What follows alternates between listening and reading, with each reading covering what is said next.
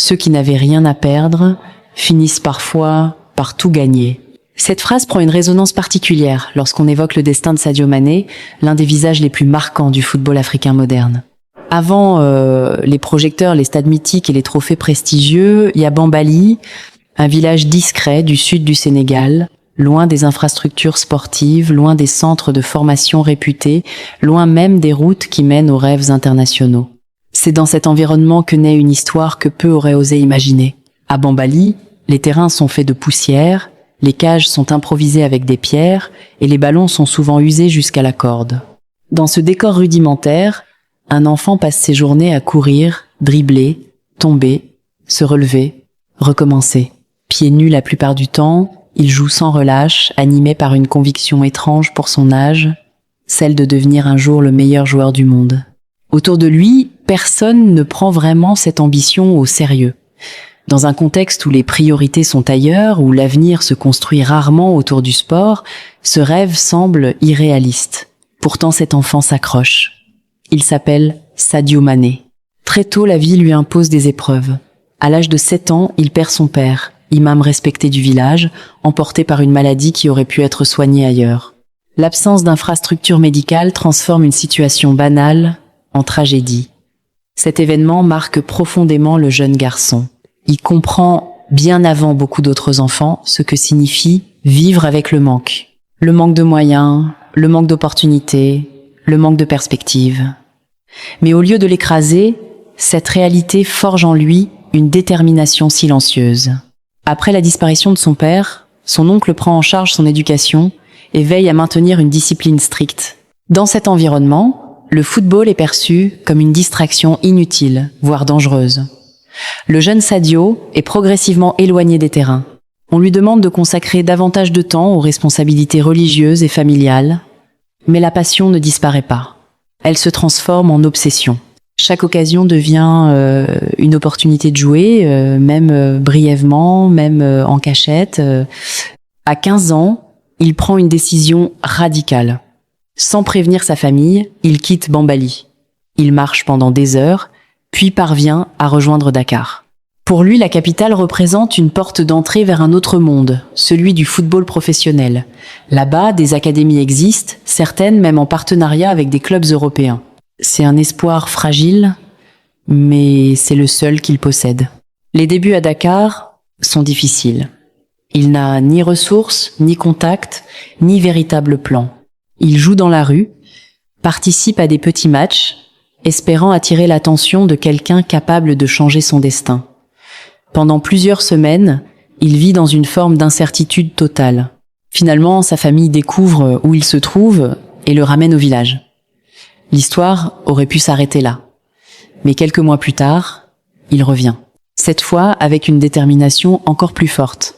Il se présente à l'Académie Génération Foot, connue pour son partenariat avec le FC Metz. Le jour des détections, ils sont des centaines à espérer une place. Lorsqu'il arrive, son apparence attire les regards. Il porte un pantalon au lieu d'un short, ses chaussures sont abîmées et il ne correspond pas à l'image habituelle d'un jeune footballeur prometteur. Certains rient. Mais dès qu'il touche le ballon, les moqueries disparaissent, les recruteurs voient immédiatement quelque chose de différent, une explosivité rare, une capacité à éliminer ses adversaires, une énergie presque inépuisable. Quelques mois suffisent pour convaincre. Le partenariat avec la France lui ouvre les portes de l'Europe. Il rejoint le FC Metz, en France. Le choc est immense. Nouveau pays, nouvelle culture, exigences professionnelles élevées. Sur le terrain, les débuts sont timides.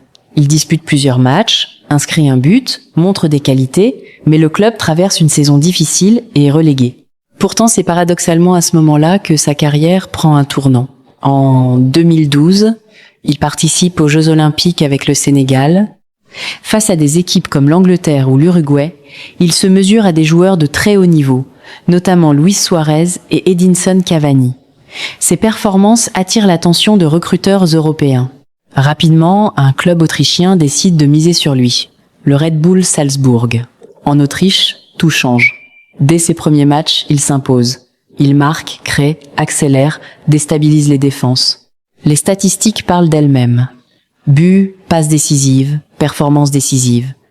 Il enchaîne les triplés, devient un élément clé de son équipe et participe à la conquête de titres nationaux. Son style de jeu séduit, rapide, direct, imprévisible. Ses performances ne passent pas inaperçues. En 2014, il rejoint la première ligue anglaise en signant à Southampton FC. Le championnat est réputé pour son intensité et son exigence physique. Beaucoup doutent de sa capacité d'adaptation. Il répond rapidement sur le terrain. Buteur, face à de grandes équipes, il se distingue par sa régularité. Le 16 mai 2015, il entre dans l'histoire. Contre Aston Villa, il inscrit un triplé en seulement 2 minutes et 56 secondes, établissant le record du triplé le plus rapide de la Première Ligue. Ce jour-là, son nom franchit un cap. Il n'est plus seulement un joueur prometteur, il devient une référence. Après 2 saisons réussies, un homme décide de franchir le pas.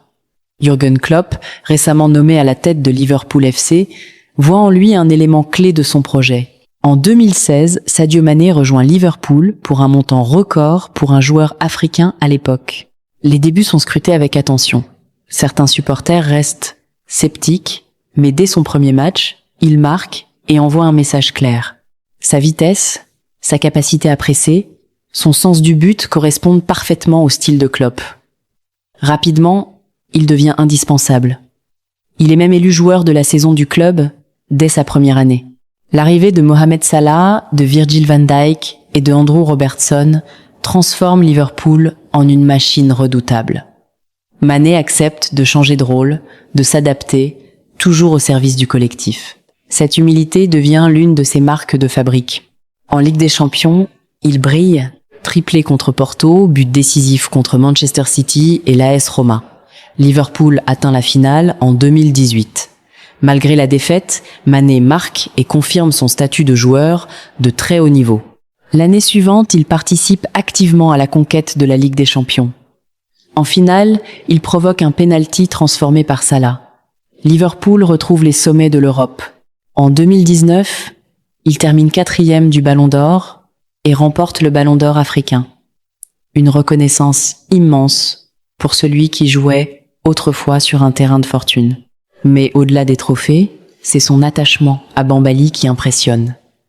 Il finance la construction d'écoles, d'un hôpital, d'infrastructures modernes.